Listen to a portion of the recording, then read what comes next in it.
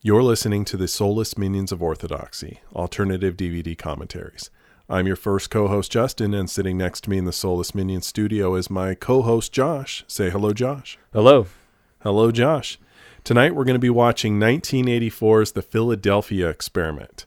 If you'd like to watch this movie with us, and we certainly hope you do, you're going to need to sync the movie up to the 8-second mark on the DVD. I don't believe it has a Blu-ray, but even if there is one, 8 seconds ought to do good. So in a few moments here, I'm going to give you a countdown, and when I say unpause your movie, and we'll watch it together. 3, 2, 1, unpause. All right. New World Pictures and Cinema Group present. Dun dun dun dun dun dun. Is that really the music? No. Okay.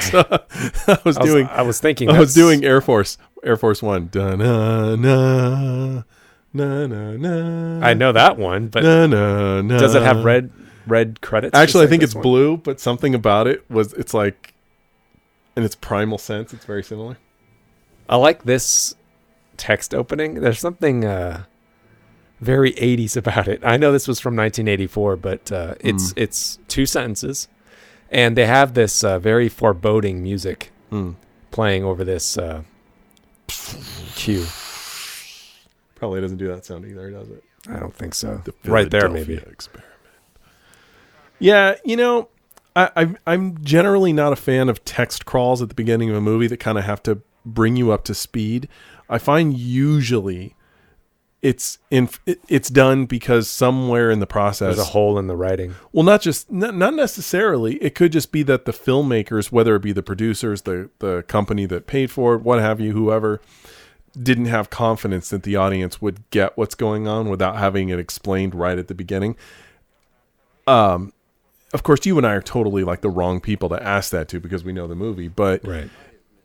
This is not complicated, and it's explained, and what you don't know is interesting. Let's say they didn't have that text crawl. Who are these guys? What are they talking about? That's interesting. That's drama. To have it explained isn't. I don't think it would have played as well had it not been for that musical cue. I think that's what sells it for me. Oh, not the text. It's the music that sets the tone for you. I think so, and you can't hear it. I just watched this last night. You didn't. Right. It has a very... I did just use the word foreboding, but it's something I get fatalistic about it, I suppose. But would you agree, though, about the text? That the text itself wasn't necessary? Yes. Like maybe they could have expanded, produced by or something. So, okay. Yeah, we did just open up. We're obviously in the 40s. It opens up on not the lead of the movie. It opens up on two side characters. Right. Dr. Longstreet and his colleague. We don't know who they are. Dr. Short Round. I don't know. I was trying. Longstreet and Short Avenue. Okay, I got it now. We don't know who they are. And then we... obviously, they're perplexed because one guy is saying to the other guy, hey, let's just call it quits for the night or something like that. Yeah. And then we go right to here. And we're in this party here. And it looks like his girlfriend is in love with him. Not Michael Pare. Oh, what's his character's name? It's Johnny or something or other. No, it's not Johnny. Tommy or... We should know the characters' names if we're going to talk about this. Jimmy. Yeah, Jimmy. Yeah. So it's Jimmy and David. David. So Jimmy's girlfriend's looking at David. Did you see the way she looked at him? Yeah, a little bit. It was an odd look. It looked like she was upset or eyeing him in almost an erotic way. She was looking like there was a story there, and here they are having a little moment. But what is the story? I'm guessing that the look is a look of concern, and it's because she feels she may not see either of them again. And she's wondering if he feels as concerned as she does. Well, like you pointed out, you just watched this last night. I probably rewatched it about a year ago. So maybe I'm wrong, and maybe this is just a cliche moment that I'm thinking of from something else. But is there a moment where what is it, Jimmy's girlfriend says to David, "Hey, watch out for him," or something, and he says, "Don't worry, I'll take care of him," something like that? Is there a moment like that? That is a very promiscuous dance for a time, isn't it? They're swing dancing. Yeah, That's okay. what they're doing. That's someone else's girl. You remember swingers? Yeah. I think this is the moment you're talking about. I don't know if she says those words. Maybe not those words se. exactly, but is it implied? Like he's going to look out for him? I think it's implied that she is worried and she's looking to him for some sense of comfort. Yeah, because it's between that the lines. subtext you were talking about, that maybe sexual subtext, that's not here now. In this discussion they're having at the table. But in that moment, I found that look to be a little... Yeah, but I think you're right. Maybe she overplayed it, the actress, but I think Perhaps. You're right. I think it was just about concern. Well, they're both... Jimmy and David are on two separate sides of a coin here. Like, David is the more grounded, kind of pragmatic, logical one, and Jimmy is kind of the naive, wet behind the ears guy. Well, yeah, they're obviously playing Jimmy as younger, youthful, and carefree, and David's a little bit older, a little more seasoned, and well, he's world weary, like he's Han got that. Almost. Yeah, exactly. That's a very good analogy. He is kind of like Han Solo. He's a reluctant hero. Well, he's not as cocky as Han Solo, though, as you'll find out later in the movie. But these red credits make me think of War Games. Even though it's not the same font, it's still... We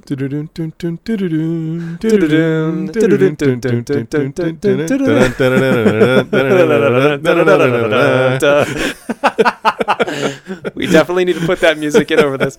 No, that's hilarious because I was thinking the exact same thing. That's funny because I was thinking something about the bridge and the tanks, not the tanks, but the Jeeps made me think of Short Circuit.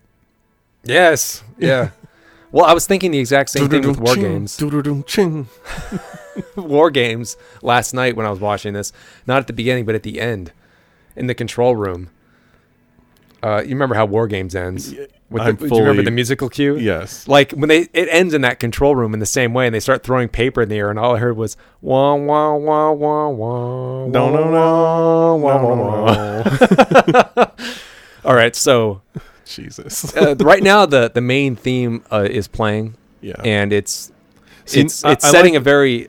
It makes you feel nervous because none of these sailors exactly know where they're going and what they're doing. No, but I like the look on. You've really drawn my attention to David in this case. David. I wouldn't call him concerned, but he's aware of the danger or potential danger, and he wears it on his face. He still has confidence, but. This isn't something to be cheerful about. He could be going into something dangerous. Look at that. See? Yeah, she's just scared. Yeah. She feels as if something She looks like a young Joan Rivers? No. Joan Cusack? No, from Pleasantville. Joan. What is her name? Joan Allen. Joan Allen. She looks like a very young Joan Allen to me. Yeah, a little bit. All right. Well, while the exposition is going on, do you know much about the Philadelphia experiment? The Philadelphia experiment, as in legend. Historically, yes. Well, I'm probably going to end up looking like a fool just saying this, but to the best of my knowledge, the Philadelphia experiment was something done by the Navy on a boat out in the ocean, and something went wrong. The legend, the mystery, is I'll say vague. The implications are that something bad happened on the ship. There have been reports of people like melted onto the deck or through the deck in some weird, not quite physically possible way, as depicted in this. The Navy, if I recall, all they've ever said is that it had to do with invisibility, as in trying to make a ship invisible to radar. Nothing that would, and that no accident of any sort like that happened. But the urban legend is that, something rather grotesque happened on the ship, but it's never ever been truly proven. That's all I know. Yeah, you pretty much summed it up there. The ship is I keep wanting to say the Rutledge. Yeah, I think you're right. It's not the Rutledge. That's Star Trek. It starts. I think it's Eldridge. Eldridge. It's Eldridge was the ship in the myth. Right. It's been completely debunked. The Eldridge was, according to record, nowhere near Philadelphia when this experiment was supposed to have taken place. Right. And yes, you're correct. It was. They've said, yeah, we did experiment trying to make ships invisible to radar, not invisible to the naked eye. Well, but in the movie, that's what they're trying to do. And an accident it's actually an accident, makes yeah. them. They're trying to be invisible to radar. Right. So he's like, yeah, we tried some techniques. Also, we tried techniques called it was called degaussing, where they would try to be invisible to mines, to magnetic mines, and that could have been confused with the Philadelphia experiment, because as people reported, it was many different things they were experimenting with, kind of got merged into one. I see. But the legend is that the Eldridge disappeared, reappeared in Norfolk, like hundreds of miles away, right, and stayed there for a few minutes, and then disappeared again and reappeared, and then that's when people were fused to the ship and whatnot. And people were driven crazy by it. Well, true or not true, it has led to this urban legend that this movie is now supposing to recreate. And whether it didn't happen or happened, this is a fun story. It's still a good story. Yeah. And it obviously, you and I have talked about this before. Anything having to do with time travel usually will get my attention. And this is made on a decent budget. I was about to say the 40s here, because it's supposed to be 1943. It looks pretty good. Oh, yeah. And, it's for all the description of what we're talking about, it's a relatively simple story. A boat gets taken to the future or not really. It's kind of in a wormhole or something. It's kind of stuck. It's stuck in somewhere in the space time. Yeah, and some kind David gets thrown to the future, and he just wants to get back. That's all it is. It's a fish out of water story with time travel in it, and it's well done. You and I talked about this briefly before it started. It's not a perfect movie. It might have some flaws or some things it could have focused on that it didn't, that sort of thing. But it's still an entertaining movie. Holds up, I think. Well, this scene here, where right now we're in the control room, is burned into my memory because of these lights. They look like vacuum tubes from that era. I don't know if that's exactly what they're supposed to be, but it's obviously supposed to be eye-catching, and it is. Yeah. Some of the effects, like this stuff, doesn't hold up as well. Some of the other stuff you'll see in a bit doesn't hold up as well in terms of effects. But they also don't attempt to really explain the time travel too much. It works very simply. They basically say that turning on this equipment accidentally ripped a hole in the space-time continuum, right, is what it did. So it's believable enough to where you don't need to hear all the science of it, and just to go along for the ride as it happens. Yeah. Now, see here, they're like, oh, yeah, it's working. It's invisible to radar. I can't believe it. That's kind of what the dialogue is. Right. And that's one of the things I wanted to mention is the dialogue. As I was watching it, it feels like kind of hammy. Did you ever have that feeling? When I watched it? Yeah. To my memory, not really. It felt like B movie level dialogue to me. Some of it did. Maybe some of the sciencey stuff, but and the acting too. I don't know. Maybe my memory is fooling me. Okay, well, the direction of the actors, it feels a little hammy. Not that it's bad, it's just on that hamminess level. They say the Eldridge has vanished. Of course. Nancy Allen is like it, and so is Michael Pare in the same manner. Well, unfortunately, we're watching this without sound, and that does take away from a performance visually. That it seems fine. Tell the Eldridge to kill the generator. What Now, this trips me guy- out? This guy. Are you going to say how much this guy looks like his older counterpart? Well, I was gonna say he does, but He not really in that does. moment. He does. He does. But this guy, yeah. Oh, I was just gonna say, like, he obviously knew something was gonna go wrong. He looked worried before he even got on the boat. He did look worried, but I think it's more concerned because his reputation rides on this thing. I don't know. Yes. I'll agree with you. The look on his face looks like he knows something's going to go wrong, but there's no way he can actually know that. No, that was an important moment, right? Yeah, where Jimmy Just got electrocuted when he grabbed the main power switch, and that's going to come into play specific later. is his right arm. His right arm, like took the brunt of it. But because when they jump over, this is not great effects. It's like the Buck Rogers. Dun dun dun dun dun dun dun dun dun dun dun dun dun dun dun dun dun. Looks like Dark City they're falling into. Almost. Sure, the effects there are definitely B grade, but I think they serve the plot. Well, this it's when he touched that power switch, it's like his body was shifted into that space-time continuum, into that energy of the vortex, because he disappears and goes back, and it starts in his arm. Do you recall? He disappears and goes back. Oh, you mean back to this time? Yes. Yeah. So it's something like doing that, like somehow that electricity charge through him grounded him to that time frame. Yeah, because he gets pulled back. Yeah. I would say it's probably something very much like that. It literally grounded him. Right. Because near the end, the same thing starts to happen with Michael Pare. Yeah.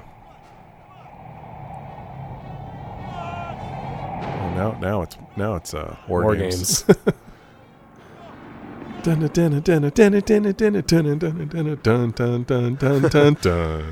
believe you remember the musical cue. They're running in fast motion. Well, they were. Not in this shot. Not anymore.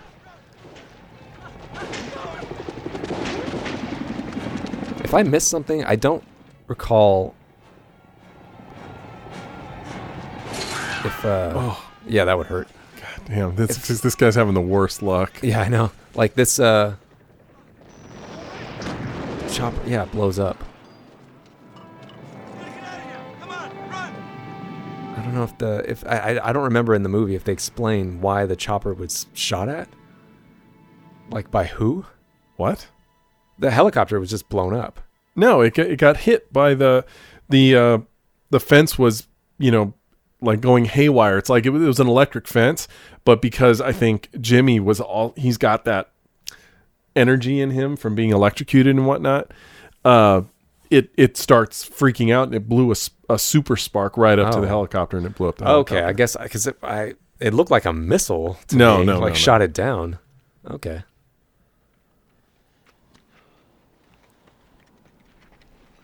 You all right? Yeah, I'm okay. Well, the myth of the Philadelphia experiment, I don't think ever included like a time tunnel like they just went through. I think that's a complete fabrication of the movie. Of the movie. I want to say I've seen documentaries as much as it can be documenting theories, but I want to say that sort of thing was mentioned. I have seen documentaries on this, and one which I recall somewhat was on the History Channel on a show called History's Mysteries. And they do talk about it, and I don't recall anything about 1984.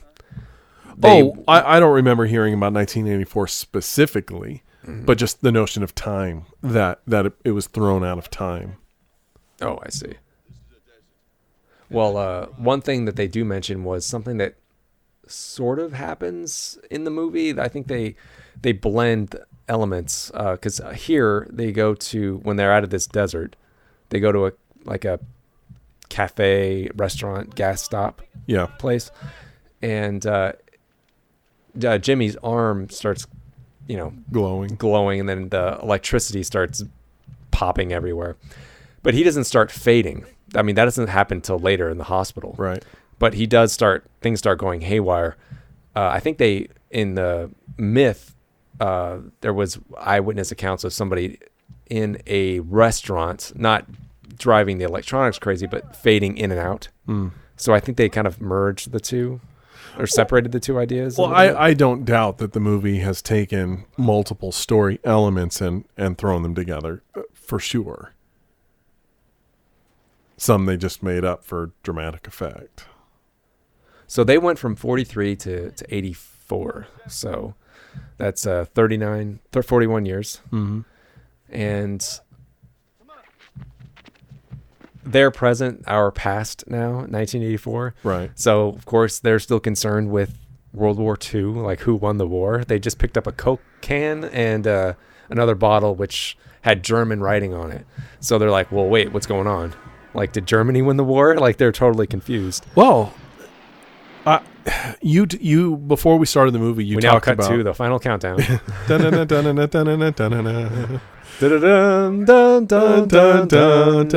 Which, by the way, if you ever rewatch the final countdown, which I did maybe a year and a half ago or so, man, like that movie is just half of the movie. I'm not kidding. It's just jets. Is Navy porn. That's all. Half of the movie is just the rigors of being on an aircraft carrier, and you're like, God, Stephen where's the Tobolowsky. story? But yeah. I was going to say something and I forgot. Was it about World War II, Germany? Oh, yeah. You can... Well, you just missed Stephen Tobolowsky. No, I did see him. Came on screen. I can only... Oh, that's what you were saying. When we were... Before the movie started, we were talking about... I asked you, what was your thought having just watched it again? And you had basically said that you felt, in some places at least, the movie focused on the wrong elements and should have been focusing on something more story specific, say.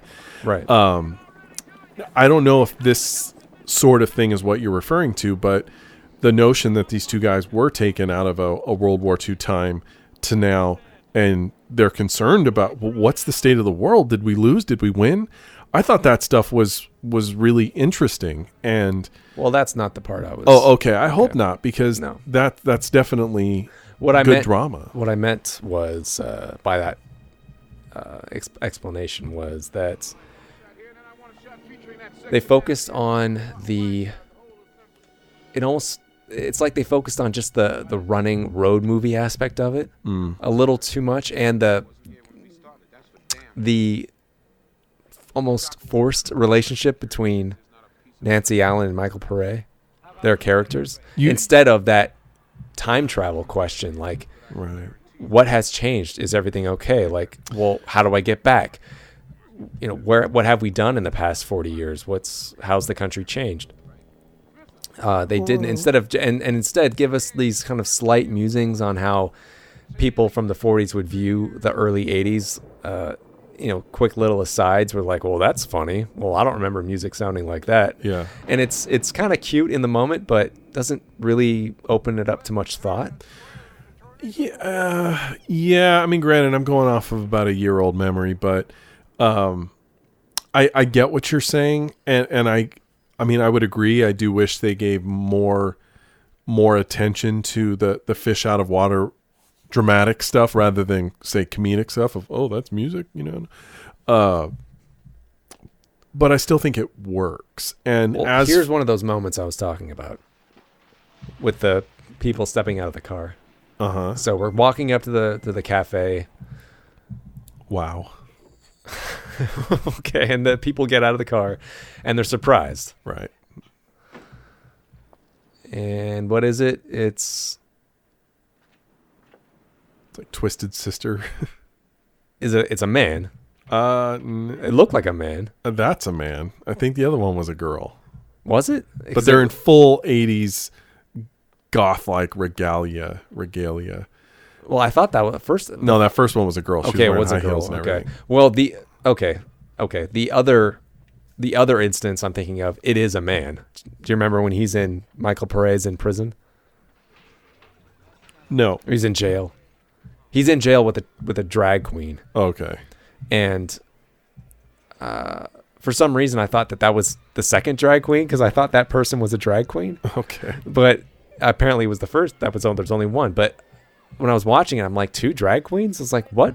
What's the director trying to say? I don't understand. Like, why all this emphasis on drag queens? But again, like that. But with that drag queen, it's why would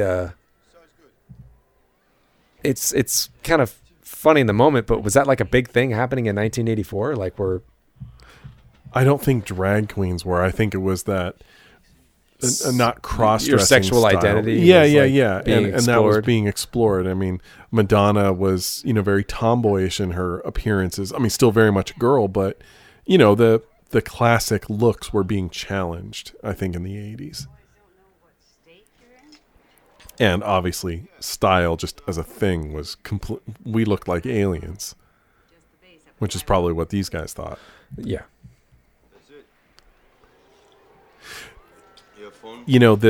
The 2 guys out of time kind of reminds me of that other movie, Late for Dinner.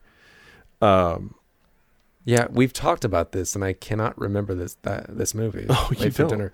Oh, well, it's the 2 guys, and they're, I want to say, from the 50s, and then I think they're cryogenically frozen, and they wake up in, the 90s or something.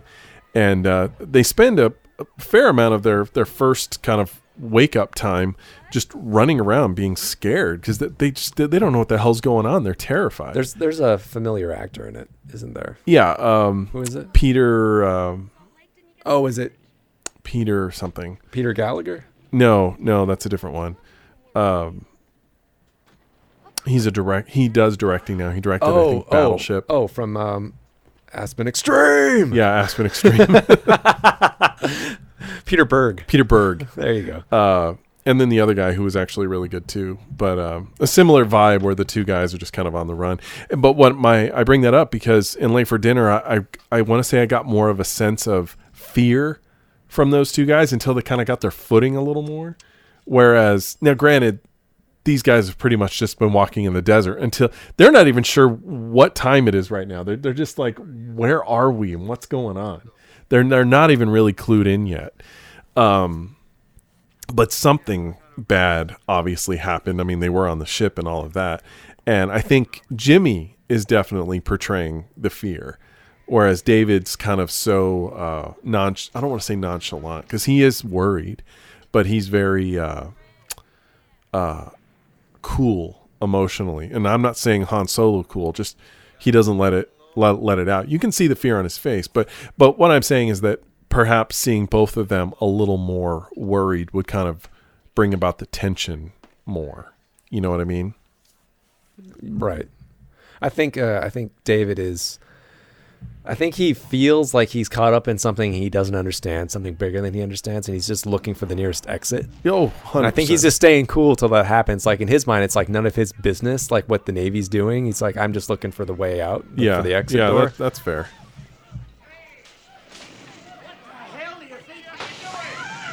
I think this guy's reaction's a little bit much. He pulls a gun.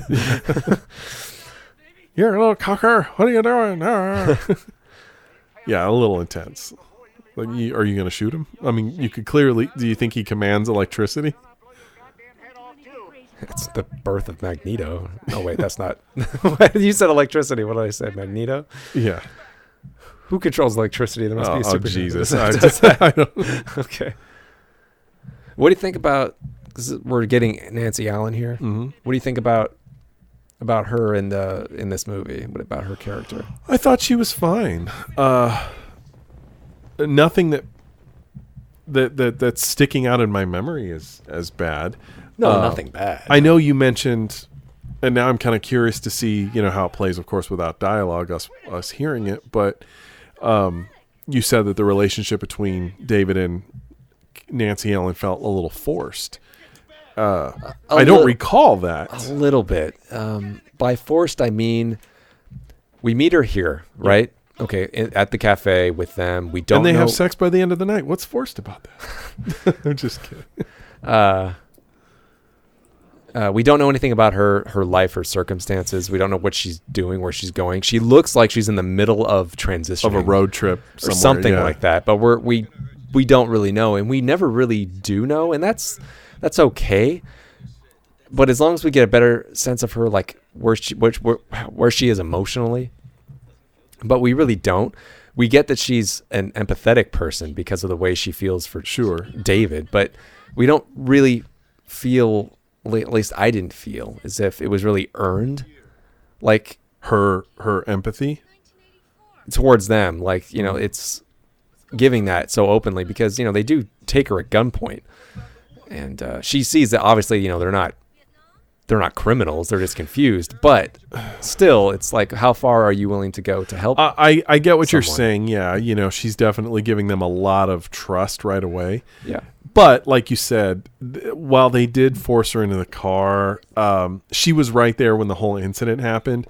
You know, they didn't pull a gun on anyone. You know, like they weren't carrying the gun. He ended the situation by taking that gun and then kind of reacted quickly. So I don't think she feels threatened in that sense, but yeah, sure. He still has a gun and she doesn't know them. So obviously this is a kidnapping of sorts. I get it.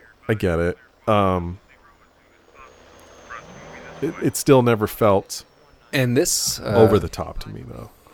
I mean, it would have been nice if this guy had a bit of more of a character. This guy that just came on screen, this Army or Marine Corps officer. He's kind of like the primary pursuer in the chase. I don't know if we even get a name from him. I don't recall. I don't think so. He's just kind of the person that chases them. It would have been nice if he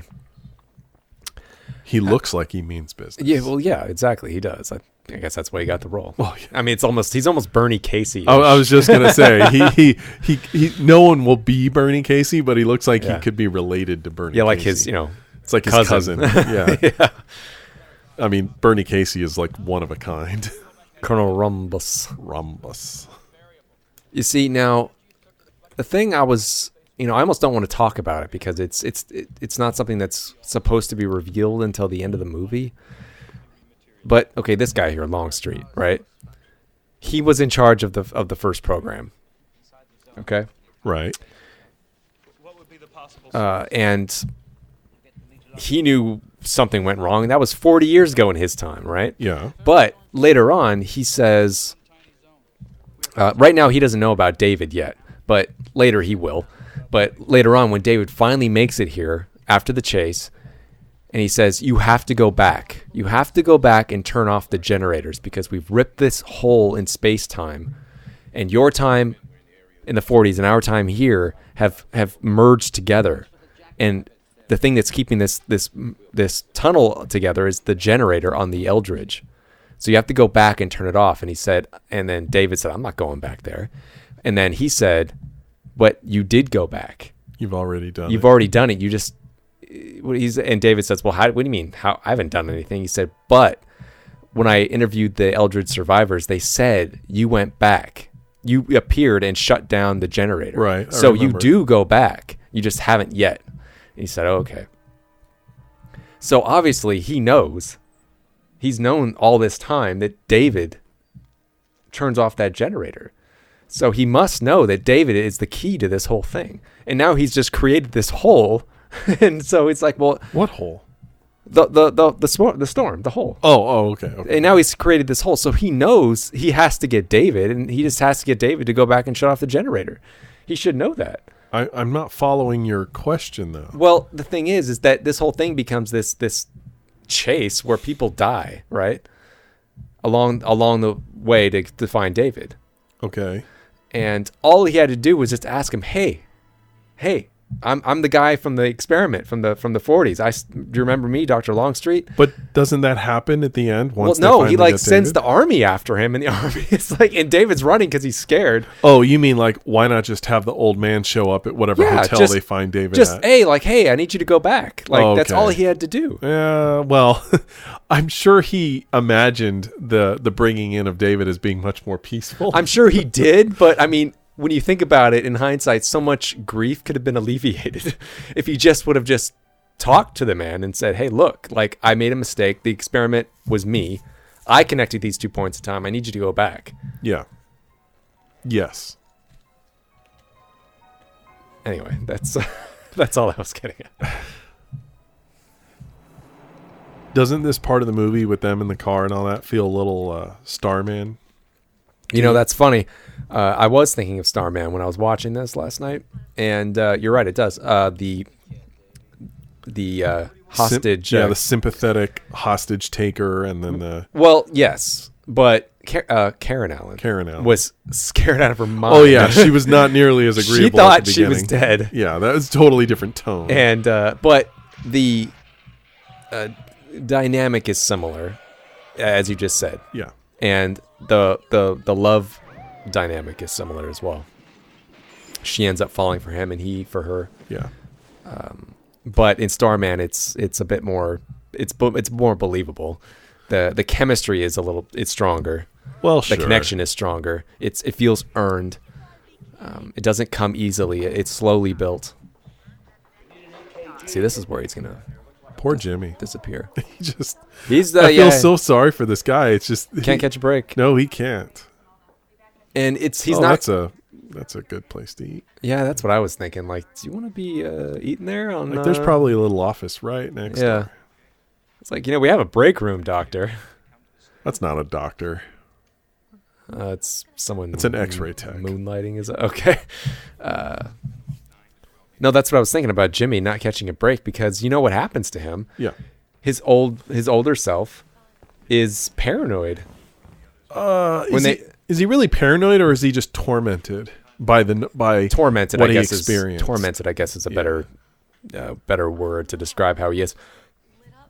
But that's exactly how he's going to remain for the next 40 years. Right. Yeah. He's not going to change. That's how he's going to be. He's going to try to tell people about the Philadelphia experiment. They're not going to believe him. They're going to call him crazy.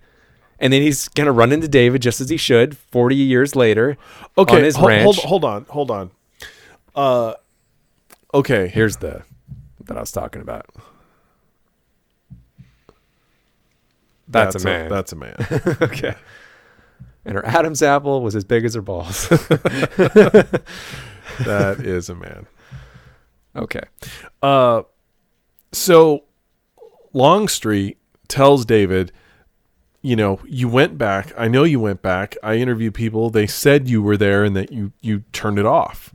So, in other words, the time travel rules of this movie are that what happened in the past always happened. You're just fulfilling the destiny of it. Mm-hmm.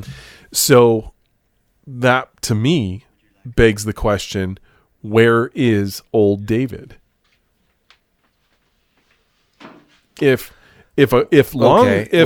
Old David? You're saying there's a version of David that did not return? No, what I'm saying is David does go back and shut the machine off and lives out. He lives out his days there, correct? No, he doesn't. Oh, well then fucking he jumps off the ship and goes back to the 80s. Okay. Well, I'm sorry. It has been a year. I'm sorry. I thought he stayed. Yeah, since we're on that point. That's right. I remember the final shot is the Starman shot where they're... Yeah. Yeah, okay. That's what's on the cover of the DVD. Right. Basically, even though we're, this is only the first act, I guess, still. Or the second act? Yeah, I don't know. That's a while away. I think that him going back to returning to the 80s was a mistake. I don't feel like he really had any reason other than Nancy Allen. Right. To go back, and that was his reason, and it wasn't a good enough reason. They weren't in love, really. They were in heat, I guess. Yeah, I agree. He does seem too much, like you used the word pragmatic. He does seem a much more logical character. That granted, he seems very much a loner even in the 40s, but his girlfriend was there. Jimmy's there. You're right. He wouldn't have left them. Right. His whole life. He spends the whole movie wanting to get back there. Right. Yeah, I agree. Maybe if the romance between he and Nancy Allen was a little more fleshed out, and maybe if they had a little bit more chemistry together, and if they had written the story to where David didn't have anything to go back to. Like, say he mentioned, he his wife had died, or right. No, I get it. Something like that. Like his house had foreclosed. He had nowhere to go. So I guess this was better than nothing. But he does explain of a. Oh, right. That doesn't make sense. He talks about his dad. He talks about his father being like a race car driver back in the 40s, right? Right. And he was alive. Oh, well. And then when he gets here to the 80s in 84, he goes to try to find his dad. He finds out his dad passed away. And Right. he's broken up. He's broken up about it. Yeah, you're right. Why would he want to stay there? He should have gone back. You're right. It doesn't make any sense. I maybe originally when they wrote the story, he stayed in the 40s. Maybe they thought that was a downer. Yeah, maybe the Hollywood people were like, no, we need the boy and the girl to end up together. Yeah, maybe they did shoot a different ending. Yeah. Where he stayed. In the 40s, I mean. Now, when Jimmy gets sent back to the 40s, I'm assuming when he goes through the wormhole, the time vortex, it also changes his ethnicity because he grows into an old white man, as I recall. Okay. I was like, where are you going with this? Yeah, I mean, young Jimmy here appears to be... Jimmy's down. Jimmy's hurt. Jimmy's down. Jimmy's new in town. Jimmy likes you. Jimmy wants your number. Jimmy appears to be a blend of Italian and maybe something else. I think Italian, maybe, and I was gonna say a white person. He's definitely got some Italian in him. Yeah, he is clearly not a straight up American Caucasian. Yet when they find him in his older form, he is an old white man. I don't see any Italian in him. Yeah, I guess you could say so. Maybe. I thought last night when I watched it, the older Jimmy had a bit of a tan to him. So maybe, maybe we'll see. Michael Pare, I looked him up, and he is like Louis Gossett Jr., as we talked about during Toy Soldiers, has hundreds of film credits and TV credits. And they all go downhill in the late 80s. I wasn't looking for a slope. I was just seeing what he's been doing, and he's been consistently working. He's still out there? Yes. Because I honestly, outside of this and Greatest American Hero and a movie called Streets of Fire, I'm really not familiar with his work.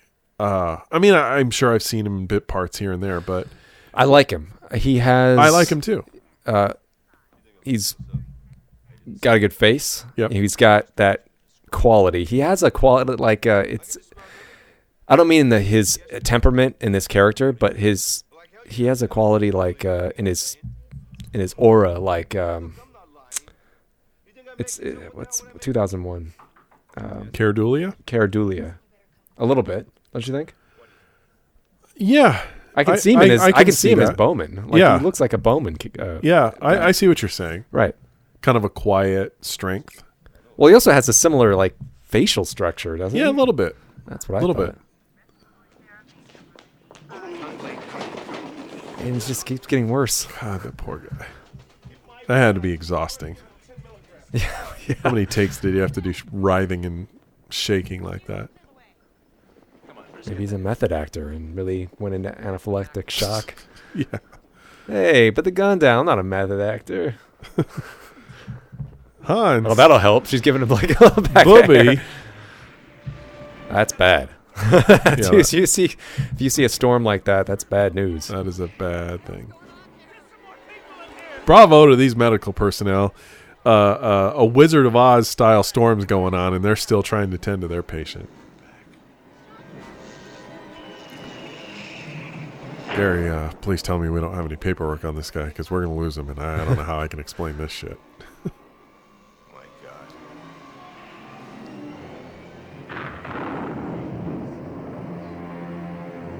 David? See ya. So he just went back. He just went back to the Eldridge. Right. Later to where exactly the point where David will find him when David goes back. Yeah. This is probably like the worst foot chase in history. And this chase through the hospital. Look at this. He could have easily avoided that. He just ran right into it. You telling me they couldn't stop that elevator door? His hand was in the door. Yes, it was. Okay, I'm fine. Everything's fine. I kind of like this. It's a little tense. Well, there's the little baby in there. He doesn't Right. want to bring on the shit, so he waits. He's like, go ahead, step out, fucker. Look, I'm gonna have to take you in. I didn't do anything. Don't give me any trouble. I like that. He was cool with him first. He said, "Look, I have to take you in." Yeah, he was He trying. he didn't try to muscle him. to muscle him first. Yeah. So he was trying to avoid. I like the idea of putting the baby in that violence. elevator. It adds a level of tension. It does, yeah. And that guy actually protected him. The baby? The black guy protected the baby. Yeah, didn't someone else too? They both kind of stood in the way. Yeah, well, he just like put up. His body was like a barricade for that. Oh, woman. I'm thinking of the mother. The mother Okay. turned. Yeah. Where do I know this guy from? Colonel Black Guy. Colonel, not Bernie Casey. Oh, that was a real fall. That was not real. Was he like smiling when he got up? I don't know. I think he was like, I'm going to take guys. Why? I wonder why they didn't shoot that again. Unless they just. Well, it looks real. It was real. But Yeah.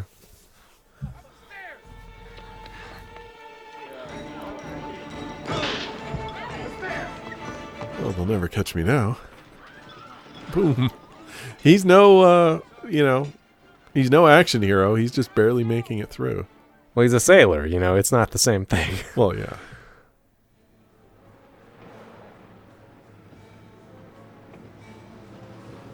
Now, how does she know where he is? She doesn't.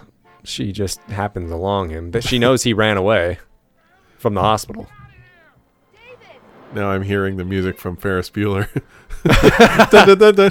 Dun, dun, dun, dun, dun, dun, dun, dun, dun. Boom, wow, boom, wow, boom, wow.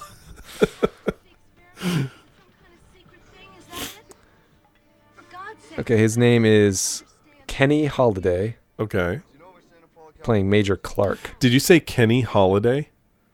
Well, it's not spelled Kenny. It's like Kenny, like with I'm a Y. focusing on his last name. Oh, yeah, I did say Holiday? Holiday. And based on the credits I saw at the beginning, there's someone else whose last name is Christmas. Yeah, the brother of Lloyd Christmas. Isn't that interesting? Yes. So, what else has that guy been in? Where do I know him from? Well, I'm not seeing anything other than Doogie Howser, MD, that looks familiar. That's not it for me. No, it's not. He was in episodes of Benson, Hill Street Blues, but nothing else is. Well, I could have seen any one of those. Maybe maybe I'm totally wrong and my memory's playing the tricks on crane. me. It's coming down to you. To you. Oh boy, this movie is so reminiscent of other movies. things. I It's know. so strange. And movies not in the same genre. Yeah, either. not even close. Some of them. Passport. Verify me. What was I going to say? Oh, yeah. Warner Brothers. Ned Ryerson.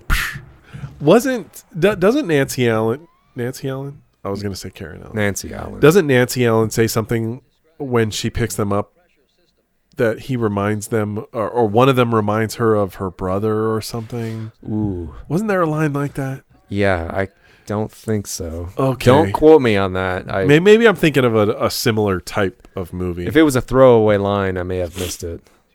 I'm just trying to find some story reason why she's so willing to go along with this, when at this point she's doing it of her own free will. What I picked up from her was that she is a person that is down on her luck. Yeah. I kind of got that. Yeah, too. that explains the suitcase, and she's alone, and she, like Dr. So-and-so from Dr. Seventh Heaven from Star Trek 4, she has a penchant for hard luck cases. Right. That kind of a thing. Right. Oh, I hid the car around that. We can rent a new one in the morning. Because here, she almost gives up on him at this moment. He's in this hotel, motel, he has an outburst, right? And he yells, and she's like, "Okay, well, Jack, enough good of luck." that. I don't need to be with you, buddy. Yeah, I got to go to find Peter Weller. Doesn't our dad have that exact same picture, only in a different frame? Of the map, Yeah. the globe, Or very, very something similar. very similar. Yeah. Not the exact same thing. I think she looks good though in this movie Oh, yeah. compared to this was the same year as RoboCop. RoboCop was 84. Was it? I think so. Okay. Yeah. Well, And different hair color. Here it's like golden blonde and right? Isn't it like was it blonde? it's a lighter color Is it? in RoboCop. Okay. Yeah. Yeah, her career unfortunately petered out probably in the late 80s, early 90s. Fun fact, she was either dating or married to Brian De Palma Oh. back when she did Blowout. Right. And her career, I believe, took a dive after they broke up. Wasn't Blowout before this? Oh, yeah.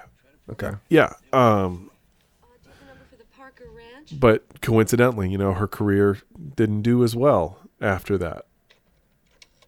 Maybe he had something to do with that. I don't know.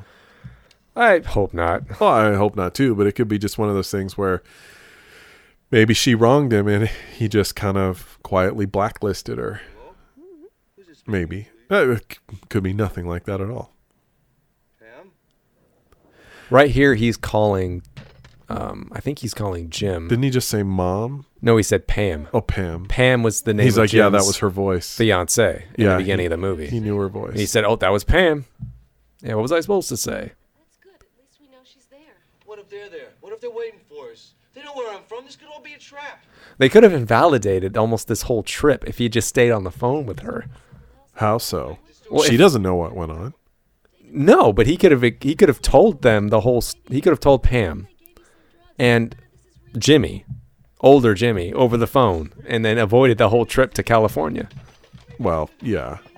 Maybe none of this. Maybe I'm not. I mean, hindsight 2020, of Yeah, course. so but- she's getting ready to book. yeah. She's like, oh, you're psycho. Oh, I Okay. see. Maybe this was not a good idea. Staying in a motel room with a complete stranger Really help you anymore. I think you've got to go through this. with by temper yourself. issues. I'm sure you're gonna be fine, but I'm scared too. So I'll see you later. This is one of those moments where the acting was a little on the hammier side, On both of their part? more so on his side. Not in this moment right here, but prior to that, when he's kind of like going a little berserk, losing his temper. I didn't feel that. It's not so much. It's the dialogue too. The Oh. words themselves. That's what it is. I need you. Please. You see, she stays, and it's not quite convincing. She could have just walked out that door and just left him, even though he looks sad and he looks defeated right now. He doesn't know what to do. She doesn't know whether or not he's even being truthful or not. She said to him, like, well, I believe that you believe it. Well, But she doesn't know if it's true or not. didn't she saw what happened in the hospital though? No, she didn't. She wasn't in the room. I thought he ran out of the room and she was in the doorway. I don't think she was watching as he disappeared. I wish I could say I remembered exactly, but it seemed, God bless America. This is like the scene in Starman where the college guy like Yeah. dumped over the vending machine to get the cops' attention. Uh-huh. Yeah. I got to say though, yeah, Nancy Allen looks really good at this point. Even in RoboCop, she looked really good. But she's got a definite cuteness to her. Don't stay up too late, okay? Good night. Oh, that's That's a oddly zoom zoomed in. Yeah. That's strange. I wonder why they did that. I think they wanted to It's just that one shot. maybe something on the in the full shot showed her in a different position and they didn't want to screw up continuity. Well, this is that shot. Oh, you're right. And then it was just zoomed maybe in for she that. was still in it. We didn't, I don't know. That's weird. Never mind. What else was Nancy Allen really in? She was in Carrie, Right. That was late 70s. also Brian De Palma. De Palma, right. She was in RoboCop 3. She did. Well, she died in the beginning. She knew it was time to get off that train. Yeah. After that, I don't know. No, this is one of those little moments where they reference something, with Ronald Reagan. He's like, hey, I know that guy. The actor? What do I know that guy? See, they did that joke before Back to the Future. So, who's vice president? Jerry Lewis. See, it's a cute little moment, but they don't really talk about it. They don't play with it too much. No, they don't. And they could have had some fun with it. But it's more about just the chase. He's literally going to sleep with the cigarette in his mouth. It looked like it for a second. Now he's just going to finish it.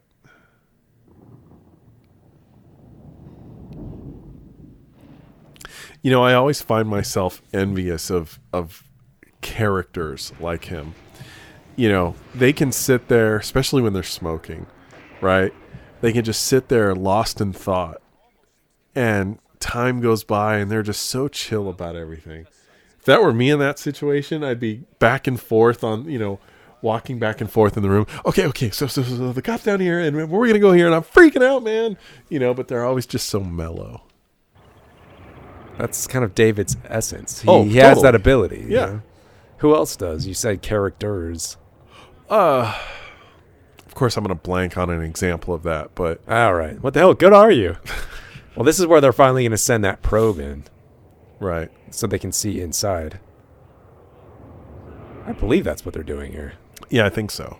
This is where they get the video where they see the Eldridge and the worm. Yeah, they see the ship inside and they're like, what the hell is the ship doing in there? Like, what? They're expecting to find the town. Is Steven Topolowski or whatever taking any of this seriously? He seemed to be kind of like enjoying it. He's having a Coke and eating some carrots or something. Okay, so they're firing in and... Doop, doop, doop, doop, doop, doop, doop. Maybe I was wrong. Maybe this is when he actually finds out that David has to go back. When he sees that ship in there and he realizes that, they're connected. Well, at this... Right? You think that's when he makes that... has that epiphany? I think like you said, he's interviewed people, so he knows that David has to go back, though. That's why his people are going after him. But he didn't know that he created another rip in the space-time continuum. Did he? And before this moment, just now? I think this is giving him a better scientific sense of what's happening, but he knows... I feel like they're watching the V'ger cloud. But he knows David has to go back. He's known that. Right, but did he actually make that connection before that moment? It seems like he's having a revelation right now when he sees that ship. This moment is weird. You can't hear it, but they're playing this really 80s rock song where it's like, in the night. And it's like, whoa, that doesn't fit. Okay. Please turn that off. I know, they're making this juxtaposition in this scene between 40s music and 80s music because he's going to turn the radio station. But throughout this whole movie, all they've been playing is the score and orchestral music. Right. So having this very 80s song completely throws off the entire tone. It just doesn't work. That's all I'm saying. I wish I could hear it. It's not a good song, so in the city. It's not that one. It's not good. It's like a wannabe version of a hit song, but it's just not. I don't know. It's where I want to go anyway. Is this a new car? Yes. Did they explain where they got it? Well, maybe it's not a new car. I'm not sure. I'd have to see it from the outside, I think. It always bothered me as a kid, and I got to say, even as an adult rewatching it, the way older Jimmy reacts.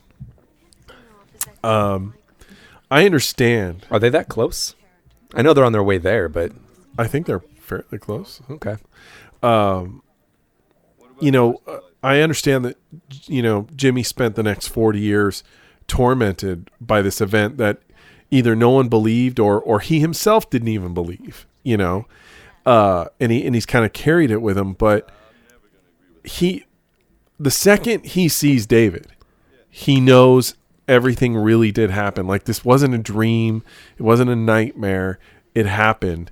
And he knows in that moment that for David, young Jimmy, disappeared 24 hours ago. And I find it hard to believe that he would dismiss him so thoroughly, like that just doesn't ring true, no matter how much torment. Have him. I think are you really factoring in the 40 years of trying to put this behind yeah, him? Exactly. I get that, but still, this is a life-changing event, and here is the very person that went through it with you. And he doesn't want to be reminded of it. He's get it, but even to his wife right there, who knows that's David, like, you'd want to go, honey, it's you see, I was telling the truth the whole time. I understand what they were doing, but without some other reason given, I just find it so hard to believe that he would dismiss him as he did. Well, I think you make some points there. Yes, I don't think it was necessary for him to dismiss him as outright as he did. I think if there was what are they looking at with that picture, real quick? They're looking at the crew of the Eldridge and identifying. They David. see David and Jimmy in it in the picture, so they know it's they traveled through time. Oh, and he's like, oh, that's the guy I was chasing. Yeah, I got you. Okay. But I think if they extended the scene a little bit between Jimmy and David, yeah, I think it would have played much better. I think if you would have seen Jimmy go through an emotional kind of arc, I suppose. That's what I wanted to see. And it almost did happen. Like, when I was watching it last night, I noticed, like, the reaction that Jimmy has to him is almost like, it's like a knee-jerk reaction. And that's understandable. And then David just leaves, and then there's a moment between Jim and Pam in their house, and Jim is much calmer and he's reasonable, but he's still frightened. And he's saying, it's been so long since I've seen him. I don't know. I didn't know what to do, or something like that. And then they cut back to David, and David's in the car with Nancy Allen, and he's driving away, and he says, I have to go back. I have to talk to him. And it looks like he's going to go back, and it looks like there's going to be another scene where they actually do sit down and talk. But the army shows up and ruins it, and then David has to drive off, and it becomes like this kind of typical chase scene, and we lose that moment that we wanted. Wow. Maybe that's something in the writing they should have done differently, because that's definitely an element of the movie that I think was not explored to its fullest potential. Well, if the road movie aspect of it, I don't think in this movie, I don't think it plays very well. I think if we're comparing it to like Starman, right? Starman had a ticking clock, right? And yes, they had to get to wherever in X amount of days, and the two of them right now could rent a hotel room and stay there for a week, and their pursuers change. Yeah, and their pursuers were much more cunning. I remember that in Starman. Yeah. And there was a lot more emotion going on, all that stuff. I mean, there's some emotional things here. This is a sad moment for David. He's going to find out his father is dead. Right. And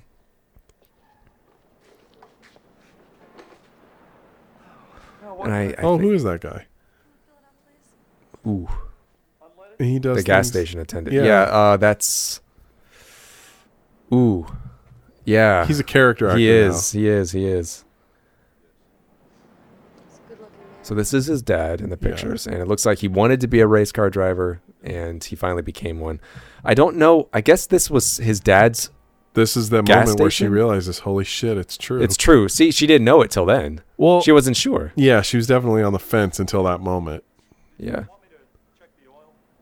Oh, man, this guy's familiar. Yeah. I mean, he's doing his best Richie Cunningham impression right now, but he looks like Ron Howard. He does. I know. It's very Ron Howard. But no, yeah, in the future, in our time, he doesn't have the mustache and he's not a redhead. He moved back east somewhere. That's where most of the racing circuits are. Died a few years ago. Your car was almost full.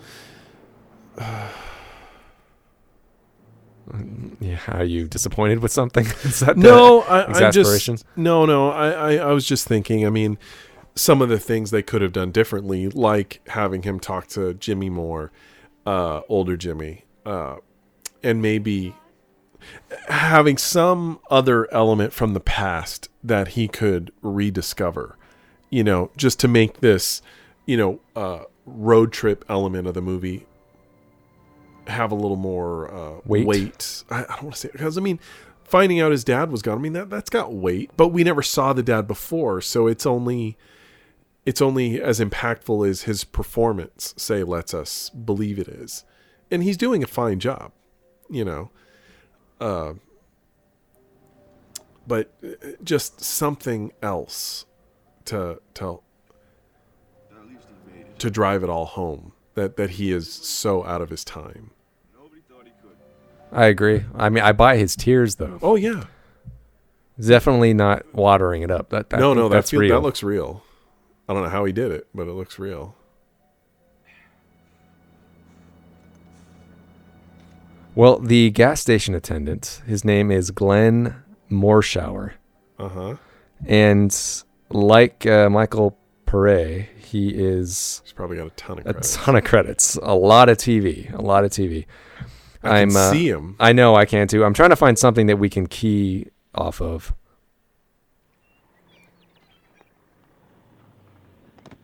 Where we've just seen David arrive at Jimmy Parker's farm, and this is the last thing I would have imagined Jimmy growing into a farmer. What would you have imagined him? I don't know, but not a farmer. Doesn't feel right at all. Like a cowboy, no less. He's straight up on a horse and all of that.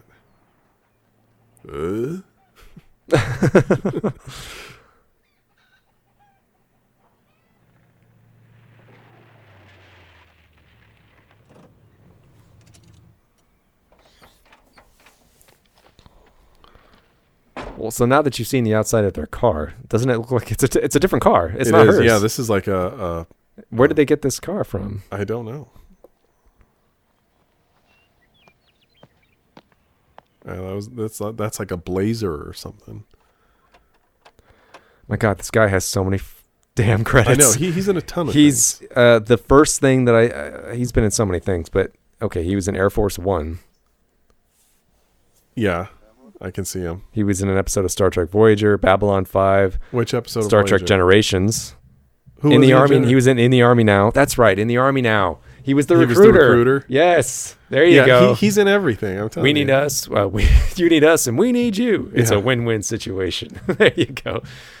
Is he in Transformers? Yes, he is. Okay, that was one of his credits. Okay, he's general military. Yes, yes, that's right. He does at Universal Studios, the Transformers ride. He does the video. Yeah, before you go in. Yeah, that's right. He's one of those guys you're like, where do I know that guy from? Because he's been in so many things. I know him from everything. Yeah. Yes. Okay. Well, here we just ran into Pam. Yeah. And this actress looks, they did a good job with the matching the future selves. Yeah. Not bad. I'm glad they didn't do the whole makeup thing. That's what I was thinking yesterday. Like, I'm glad they didn't put the actors in old age makeup. Like I'm telling you, the Captain or Professor Longstreet.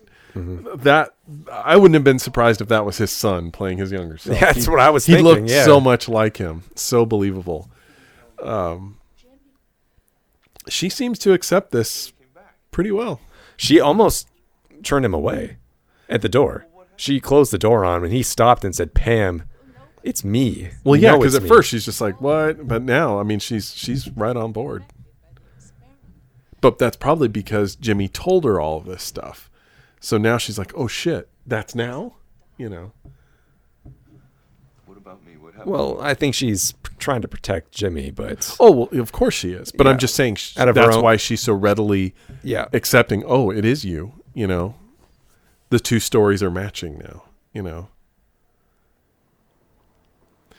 By Well, the she- way, she- David, that girl you went to the dance with, she's a lesbian. I just thought you'd want to know. Well, maybe I've he's been not waiting a white 40 guy. years to tell you that.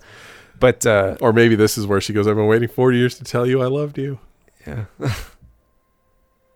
I've been waiting 40 years to tell you it was your baby, David. Now that I our got a son different grew look up to at be him. our son grew up to be an asshole. But she told him right there that David didn't come back. Right. She said to him, David, you never came back. So David knows he's not going back for some reason. He doesn't know why yet, but he knows he doesn't go back. Yeah. They just set it up right there. And on second thought, he is clearly not a American Caucasian guy, this guy. He's got something in him. There's some pigment. Yeah, he's not a straight up American white Yeah. guy. I just wanted to talk to you about what Okay. You see, this I can understand. At this point, yeah, he's just Yeah. like, oh my God, this Well, is too much. Because this you is, know? but this is their whole moment. It doesn't But- last very long. No, I know. And it's, It was just cut short. yeah. The scene needed to be longer. I'd say keep this scene, extend it, cut the chase scene that comes after it because it's unnecessary. Yeah. What's the matter? Jimmy. Just a scared old guy running away. Yeah. What's going on? I'm afraid he's going to get sick. Please go. Please, you can't do this. You've got to help David. He can't go through this again. Please leave him alone. David, are you all right? Hey, miss, you want us to rough him up a little bit? Well, okay. I actually moseyed over here. I've never done that before. Even sashayed once. That was in front of the draft board. You want me to use this? I can't even take the string off a bakery box. You see, he's calm. He's having a scotch. He's thinking. Yeah. He just wanted you to tell him some things. It's better he doesn't know. I wish, actually, now that I think about it, because when we're talking about the way the time travel rules work in this movie, it's as you said that everything happens as it did, right? Time is already set. Like David will go Right. back, right? Jimmy will continue to be affected by the Philadelphia experiment for his whole life. Right. It would have been nice if when David goes back, maybe they try to change that a little bit. And maybe they show that the rules aren't as concrete as we think. Like maybe he talks to Jimmy on the ship before he leaves to go back to the 80s. Just he says something to him that'll allow this to allow Yeah. him not to be such a bitter old man. right. He says, hey, I have to go back, but just forget about this experiment, Yeah. After today, don't think about Say, it. look, kid, I've seen you in the future, and just be happy where you are. Everything's stay with okay. stay with Pam. She's good, but just forget about the Eldridge. I think that would have maybe been a nice thing to do. Just a few words about it. I agree. Because we know, unfortunately, from the events of the present, that Jimmy is tortured, for 40 years over this. And most likely will now be for the rest of his days, because now it's all been brought back. But, yeah, some little nugget. And then even, rather than the movie ending on David and Nancy Allen, maybe cut back to the 40s and, Jimmy gets off the boat and Pam is there and she says, oh my God, what happened? Are you okay? And he said, well, it was bad, but it's going to be okay. Right. We're going to be all right. That way we, the audience, feel like he's letting it go, Yeah. but unfortunately that's not how it happened. Maybe if they drive far enough, they'll run into real men. I thought you were gonna say Kevin Costner. No. You could hold down the fort for a moment. So this is the chase scene I was talking about. It's pretty standard fare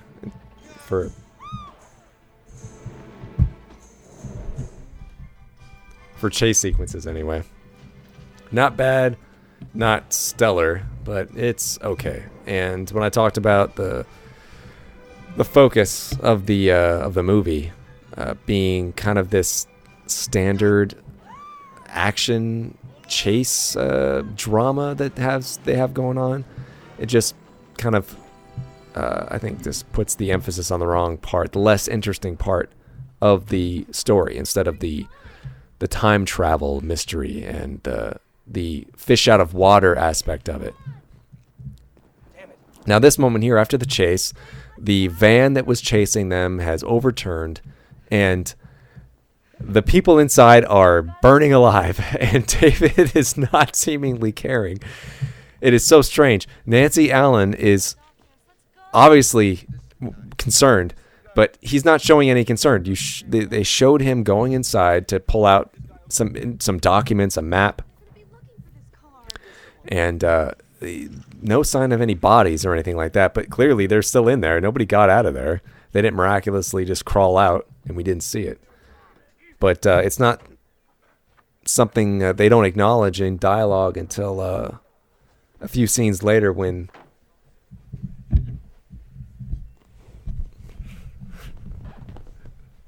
Justin's trying to squeeze past my microphone. It's the funniest thing I've ever seen. Anyway, so sorry about the silence in the studio. Justin was trying to be as quiet as he could. I'm sorry, my fatness is... hey, that's Star Trek actor.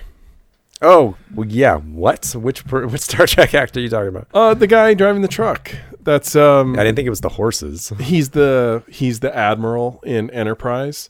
Vaughn Armstrong. He plays the Klingon in like the first season of Next Generation, the one that fights Worf in the engine room, and Worf goes "ah" because he died. Oh, sure. But probably his biggest facial role was on Enterprise when he was the admiral that died towards the beginning of the fourth season. Just you and me. I don't remember. Oh, maybe when you get another look at him, because I know they show him again. Well, this is the moment I was talking about.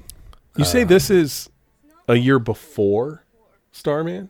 I never said that. Oh, well, I'm thinking of Back to the Future. Oh, they stole that. This is also like Starman, though. This moment. I'm seriously wondering, like, I think Starman was also 84. really? I think it was. This is actually so similar in its structure that it feels almost ripped off. There is a kind of quasi parallel similarity going on here. I mean, like, really close. Is there a writer involved? Starman was 84. Well, maybe they whipped this together real fast and ripped it off from Starman's structure, because it is so similar. I mean, the only thing missing at this point is... maybe they just both read from the Road Movie Handbook. I don't know, but like, it is so similar. You know, at the end of this, he's going to tell her, "Don't worry, I gave you a baby." You know? Right. If you do not want this baby, please tell me. I will stop it. I checked out the writers, not the same writers. Boy, no. Well, Starman was written by John Carpenter. Not according to this. What? Carpenter? Carpenter did not write Starman? Not according to what I just looked up. Oh. There was two writers credited, neither of which was Carpenter. Oh, well, my bad. Maybe a producer, something, because it is just well. So close. To be, for full disclosure, I did think that he wrote it before just looking this up. I thought that he did write the movie, but apparently See, look, he didn't. You recognize him? Yes, I do. Okay. It was written by Bruce A. Evans and Reynold Gideon. That's Starman. Okay. And yeah, so he had no writing credit on that. Well, it is. I wonder if they were made. But this is just like the roadblock in Starman. Yes, that's what I'm saying. This is way too similar. Except in being in a mobile house, they're in a horse van. She doesn't look down at his hand. You notice that as it's glowing? She says, "David, what's wrong?" And she doesn't look down at his hand. Yeah, clearly. Obviously, it's his hand. Clearly, his hand's bothering him. Yeah. I gotta find lotion now. Okay. Storm has just got everything tied up. What's going on? Road roads blocked until the storm's over. Yeah, that was almost 20 years later when he did that Enterprise episode. And he had very short hair, as I recall. I'm forgetting his name in That's that. right. Admiral something. Admiral such and such. Hey, that's my rig.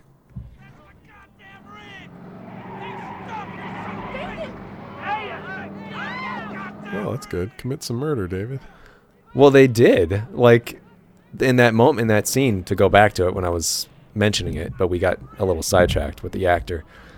In the previous scene, in the chase scene that you were not here for, people died. Really? The van, one of the vans chasing him, overturned and caught fire and burned the people inside. But that was military people, right? Well, yeah, but they're still people. I'm not. That's not what I meant. I mean, like real people.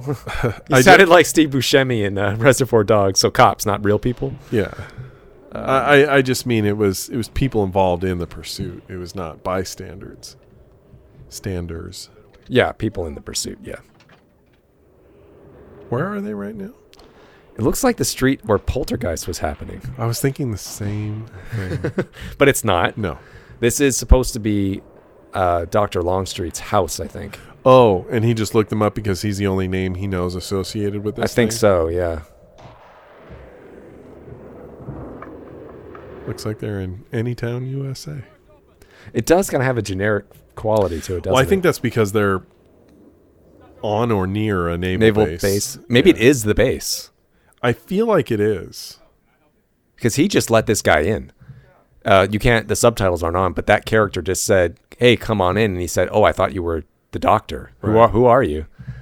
This is a private residence. We're not leaving till And that's the town on the table. Oh, his plan is foiled. Okay. And plan B is foiled. So that's a scientist, right? Yep. Why does he have a gun?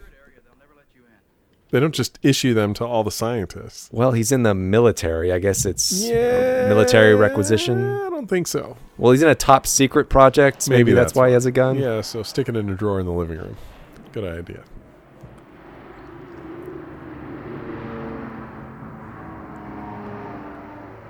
All right, get down. And this is just like War Games where they're going into NORAD. Well, yeah, where they've taken the professor and they need to get in. Yes.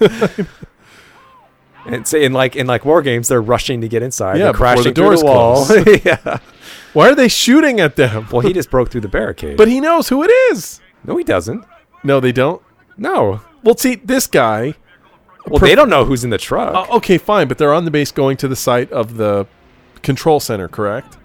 Yes. So why doesn't Professor what's his name just say, "Hey guys, they're with me. They know who he is." Like, why wouldn't he just walk in? Yeah, well, I guess that would be He logical. wants to bring David there. I guess that would make sense. Total sense. Yeah. Why are they running at all? It's the third act. I mean, this guy knows that David needs to go there. David wants to go there. It's the so third they should act, just be like, man. hey, They have to we want to go to the There same has to be place. gunshots and explosions. Like They look like they're in Gone with the Wind. Gotta run. Tara's on fire. Oh, boy. Yeah. From War Games to Gone with the Wind. All right. Am I doing that right? Yeah, pretty close. Okay. Jesus, the world is asunder. I know. It looks like the apocalypse is happening. It kind of is, because that's what Stephen Tobolowsky said to Dr. Longstreet. He said, hey, you know, if we don't get this vortex closed, it's not just this town that's in trouble or the state, it's the whole planet. Right. So, yeah, it kind of is the end of the world. At least that's the way they paint it. Granted, that's a worst case scenario. It could just be localized to our own galaxy. Oh, well, that's a relief. It's all right, Major. Don't hurt him. Let him through. See what I mean? David wanted to go here, and Junior Scientist would have wanted to bring him here.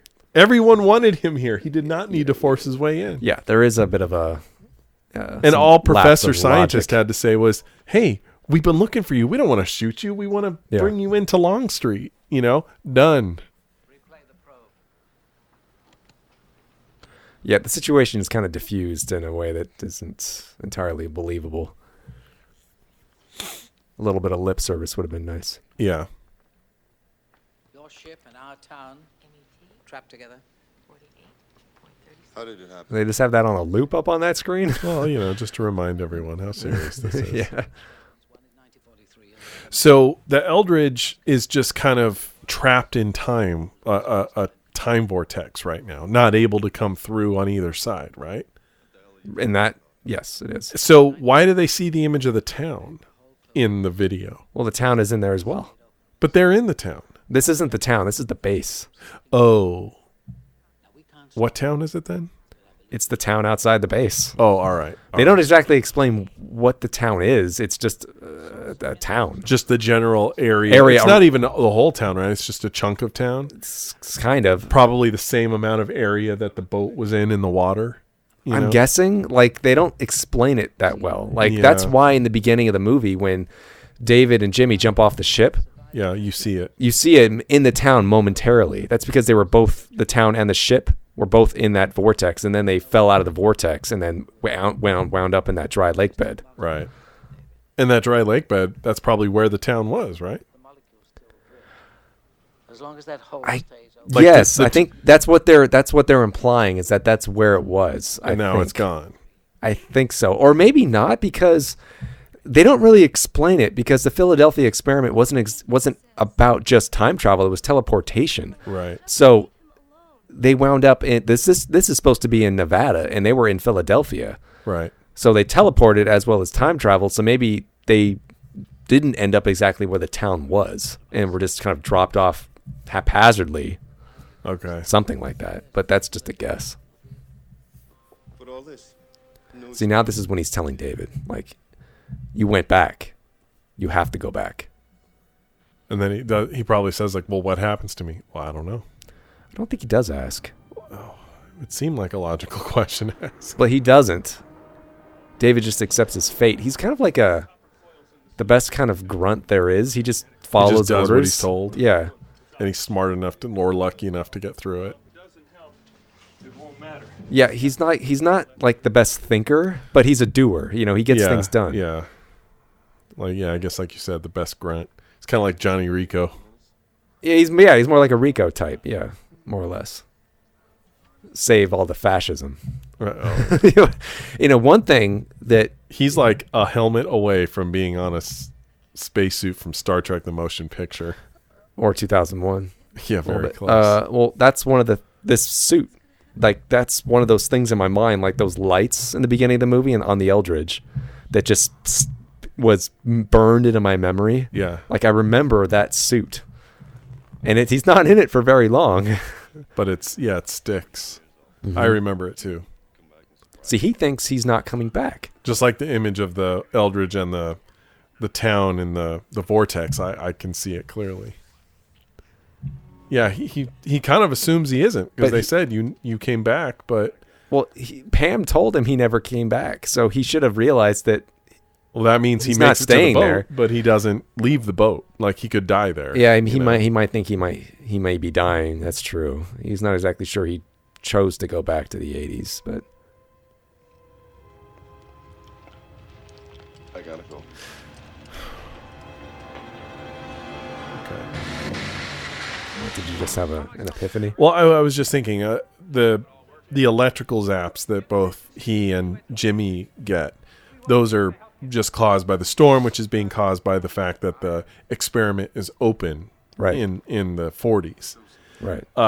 So when that closes and he jumps through before it closes, when he gets back to the 80s, he's fine. Like, there shouldn't be any problem. Once it's turned off. Yeah. Yeah, and the vortex is closed. Because it's not pulling him back. Right.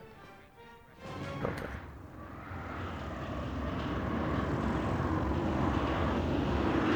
In this moment, I remember this. When he gets sucked up into the vortex. Yeah.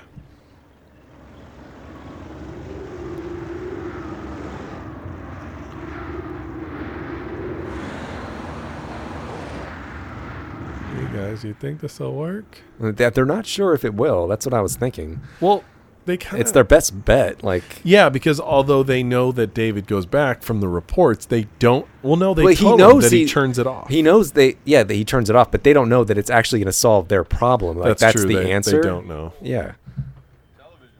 All they know is that he turned it off. Right. Whether, like you said, whether it stops the effects of what's going on. Yeah.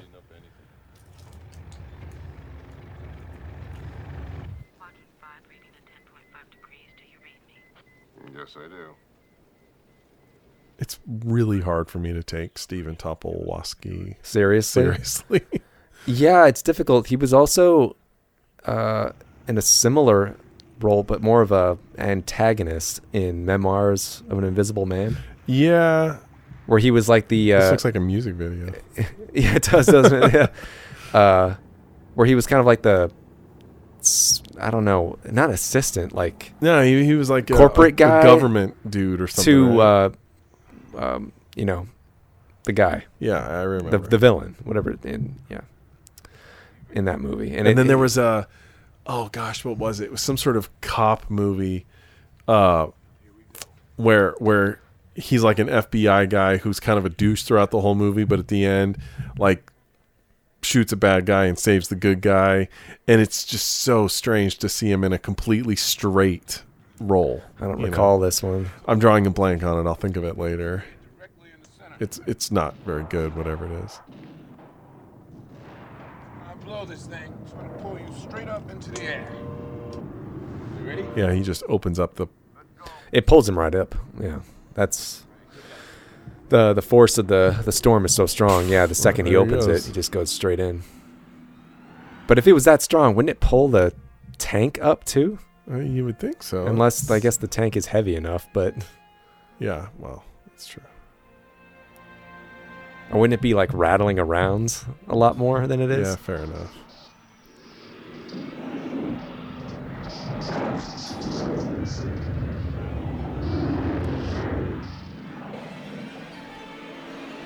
Ended up in Stargate from 2001.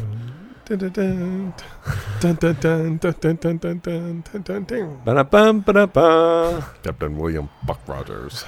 Oh, here it comes. They've turned to plaid. Yeah, why would you even bother doing a sequence like this when it's going to be compared to 2001?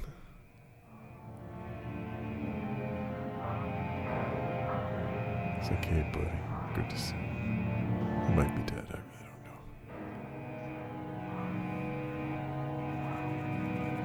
know. I think he just reappeared on the Eldridge. I think he should have been like... Jimmy should have been in the same position he was in the hospital bed, but he wasn't. Oh.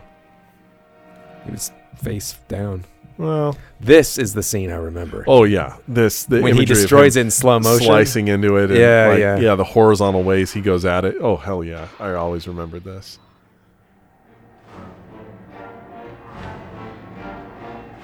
Like that's like in my mind. Like sometimes I'll think that this is the way that Bowman turns off Hal in 2001, but that's not what happens. It's so weird. It's like the wires of my brain got crossed. Well, this is almost like a cross of him taking Hal's brain apart. Yeah, and the monkeys learning how to use the tools. Dum dum dum dum dum dum dum. Yeah. It looks like a giant pumpkin. It does. A little bit. That generator, whatever it is.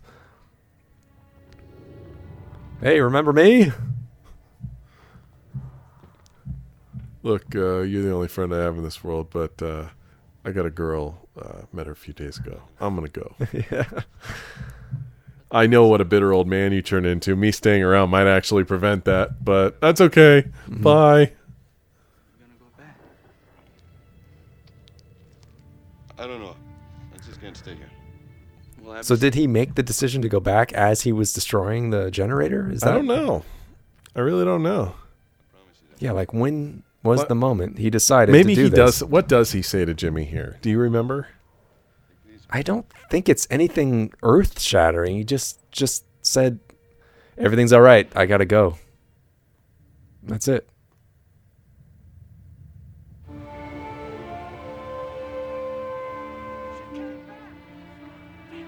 That seems like it's almost the same effect as Final Countdown. No. Maybe it's this movie I'm thinking of, and I'm thinking it's Final Countdown. Did they ever say whatever happened to other scientist guy? Captain Short Avenue? No. Because like they seemed like they were working on it together. Well, they are, but so then why only focus on Long Street and not Short Avenue? I suppose they just easier to focus on one. Well, then why point of bother view. having two? That's fucked up. I think it was just for that exposition. Maybe. In the beginning of the movie. So instead of having the scientist talk to himself, you have him talk to his colleague. Yeah, I guess. But yeah, we just saw this is one of those, the infamous parts of the legend of these men being merged in with the ship, you know? And that's one of those things in my mind I remember too from this movie, is that those images of the men being, you know, stuck in the ship like that. And as a kid, I remember hearing like, oh, this was based on like something that may have happened. I'm like, what? Yeah. Time travel and the guys got like fused into the ship? What?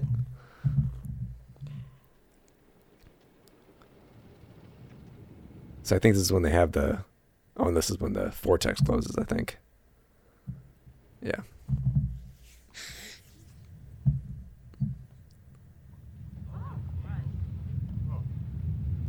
So he comes back to 1984, and are we just supposed to believe that the town is back? Yeah. It says that vortex closed. Are we just supposed to believe, though, that he gets to live out his life happily? And I suppose. Look, see, it's War Games. Hear the music in their head. I guess we're supposed to believe so. See, it's a very tiny. It's not like it's a giant town. It's a small area that got taken up.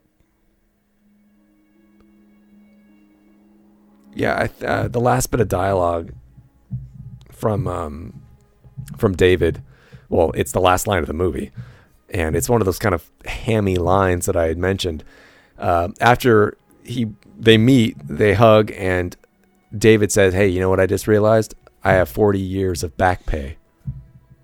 And he smiles, and then it goes to black, and it's like, oh, okay, well, I guess that's what they're gonna live off of, you know? That kind of. Okay. I mean, he didn't think of the logistics of the matter. That he has to prove that he is that person. Yeah, and to do so would be I mean, subjecting yourself to a lot of, sticking tubes up your ass and stuff like that because you're a time traveler. I mean, there's that part.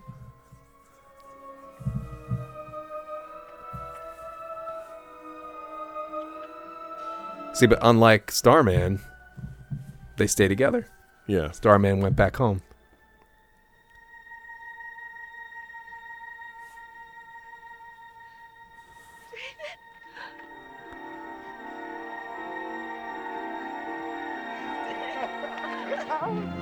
This really is... The ending scene here is very memorable to me. And I'm not sure why. Like, something about her running through the smoke, the fog, or whatever it is, that's been created by the magnetic field from the vortex. In my memory, it's very striking for some reason. Maybe because, like, it also reminds me of the ending of The Abyss, too. Yeah. Maybe that's why. It does, with Bud walking out and dropping the helmet. You're right. I swear to God, we can almost pin down every scene in this movie in a different movie. It's really weird. In true 80s fashion, it goes out on a freeze frame. Yeah. Say you. Say me. Say it together.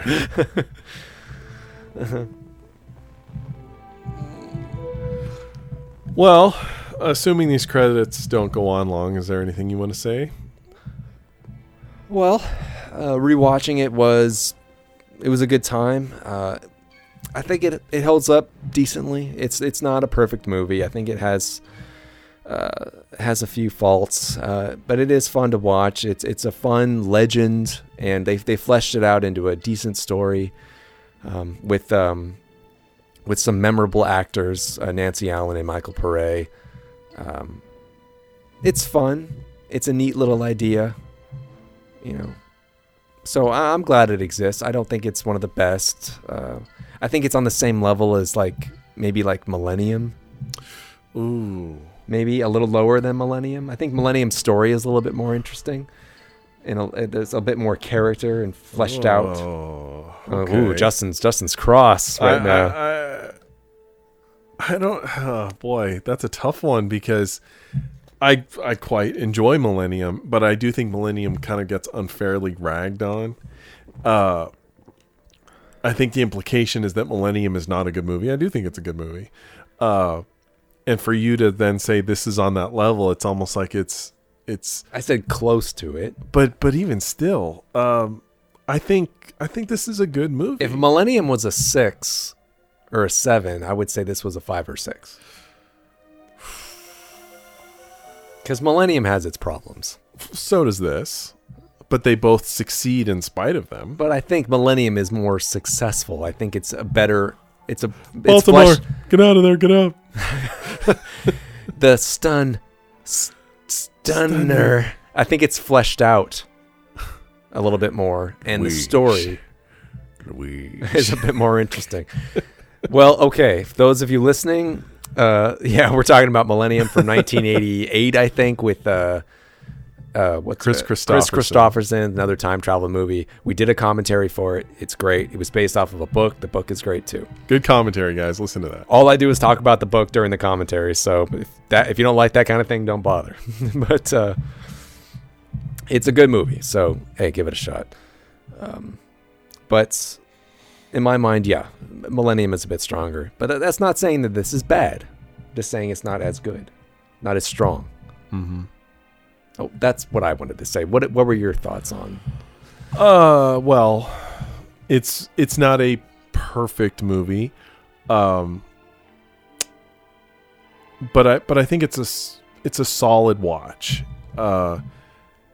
There's we just did a commentary on Toy Soldiers, where I think I made the comment that as much as we enjoy the movie, it would have been so much stronger had they added a few other things, a few other scenes. And I think this movie falls into a very similar description where it's really good, but it would have been so much better, so much more if they had just developed a few more of the ideas that are already there. But that's not to say that the final product is not good. It is. Or not clear. It is. But it could have been better. And normally you could say that almost about any movie that's not an instant classic, but this is one of those things where you want to see those extra scenes. They're just not, they don't exist, or they were cut. But I enjoy this movie. We've seen it since we were kids, so I have a familiarity with it. It's kind of it's a comfortable movie for me. And as far as time travel movies go, I rank it as one of the good ones because they do seem to be hard to come by, like the really good ones. And I think this is good. It's not a classic, but it's a good movie. And I know they did a sequel. They did. It went straight to video. Which I don't know why that was made. It was not good. It involved like the stealth fighter, I think. Yeah, why, guys? Why? But